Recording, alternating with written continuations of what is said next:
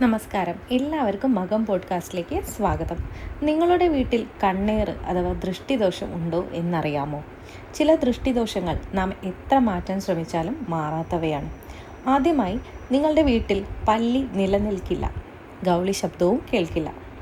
രണ്ടാമതായി, വീട്ടിൽ പെട്ടെന്ന് ദുർഗന്ധമുണ്ടാകും. ഇത് എവിടെ നിന്നാണ് വരുന്നത് എന്ന് കണ്ടെത്താൻ കഴിയേയില്ല. മൂന്നാമതായി, വീട്ടിലെ വസ്തുക്കൾ ഇടയ്ക്കിടെ താഴെ വീഴും. കണ്ണാടികൾ പൊട്ടിപ്പോകും.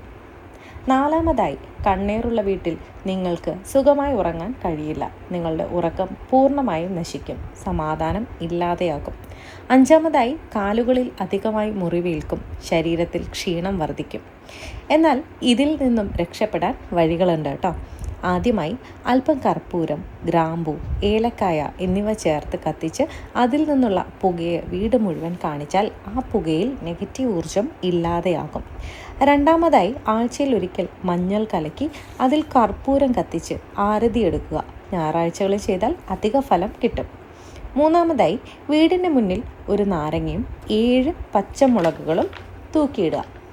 നാരങ്ങയും പച്ചമുളകും വീടിനെ ലക്ഷ്യമാക്കി വരുന്ന പ്രതികൂല ശക്തികളെ ഓടിക്കുമെന്നാണ് വിശ്വാസം. എന്നാൽ അവ ഉണങ്ങി വീണാൽ അത് പ്രതികൂല ഊർജം കുറഞ്ഞു എന്ന് കരുതപ്പെടുന്നു.